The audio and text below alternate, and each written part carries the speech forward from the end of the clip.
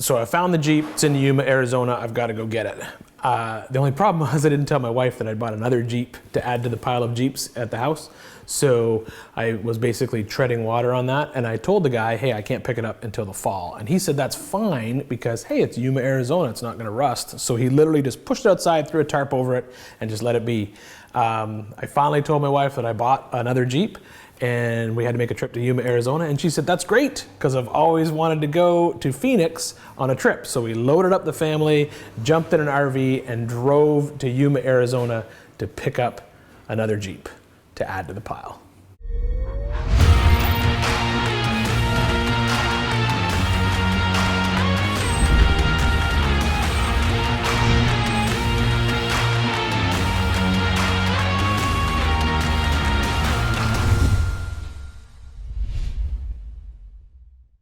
We're still working on sheet metal on the bad old wagon. Last time we took care of all the floors, obviously, except for the firewall and my paper transmission tunnel. That's staying there until it's on the chassis. Today it's gonna be a bunch of sort of odds and ends. I have to put some patch panels in place where I'm missing some sheet metal, and then I gotta do a couple upgrades. I put a bear claw latch in this door already, and I'll show you how I did it on the passenger side door and explain why I did it. And then most important is today, getting rid of that sunroof.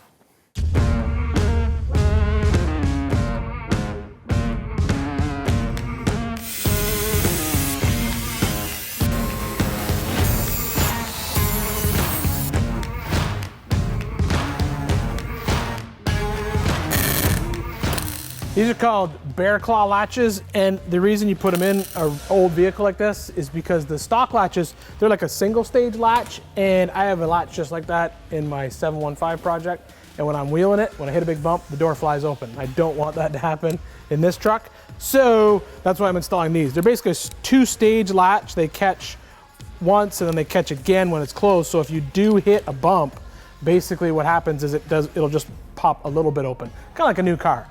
You can buy install kits, but I don't do that kind of stuff because I've got a plasma table. So I just went ahead and whipped out these little, basically filler plates they're called, for these bear claw latches, and then the filler plate for the striker. And then once they're in, these doors will stay closed when we're wheeling. I like that. It won't fall out of my truck.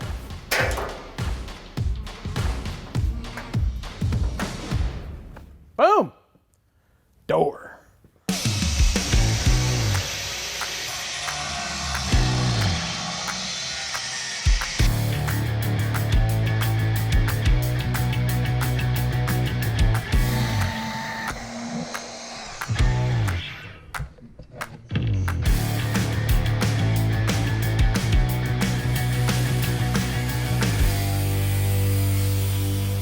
Next little panel I want to make is basically for the interior. So from the factory, I don't know, I think that there may have been some sort of interior panel that went on in this little channel right here. And I've already talked to the guy who's going to do the interior in this truck, and he said that I can just make some interior panels and he'll recover them to match my seats. And I don't have anything for it to attach to down here on the bottom. I probably could just run it down and let it sit, but that's not going to look cool.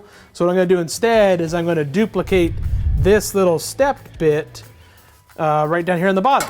And I've already cut a bunch of little pieces and bent them in my little brake at 90 degrees. And then all I got to do is mark them and start rolling some little steps in them with the bead roller. I'm a hot rod builder. Hot rodder!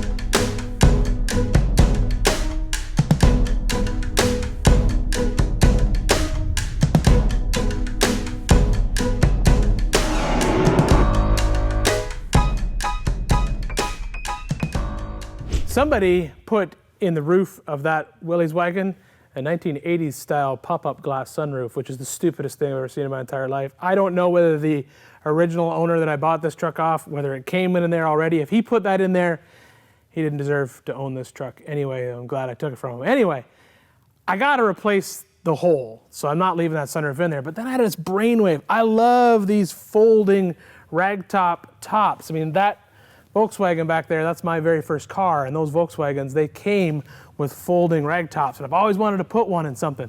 So, this is the truck. It's a complete kit. This is 35 inches by, I think, 60 inches, which is a good size. Doesn't take up the whole roof, just enough that you'll have a good open air feeling.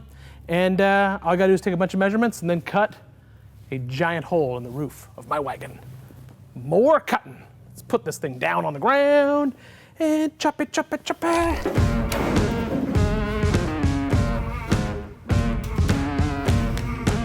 This folding ragtop roof is from Legacy Products. Now they custom build these sliding ragtops in a bunch of different sizes. This one is 35 inches wide, 60 inches long, which will fit perfectly on our wagon's roof. It's a pretty easy installation, just follow the instructions. It's already pre-arced for the arc in the wagon's roof, and once it's in, it looks badass.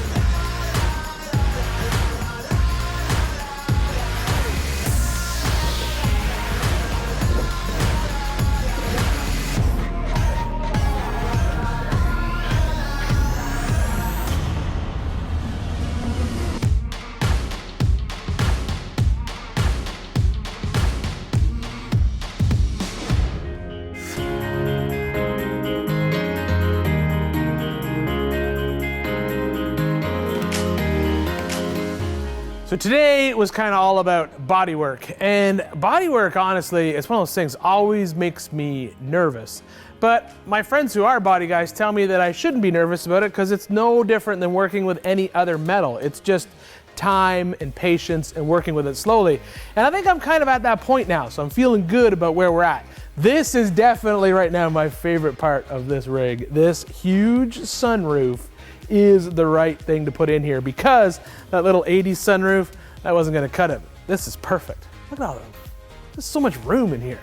So that's it for today. We'll see you next time in the Big Tire Garage.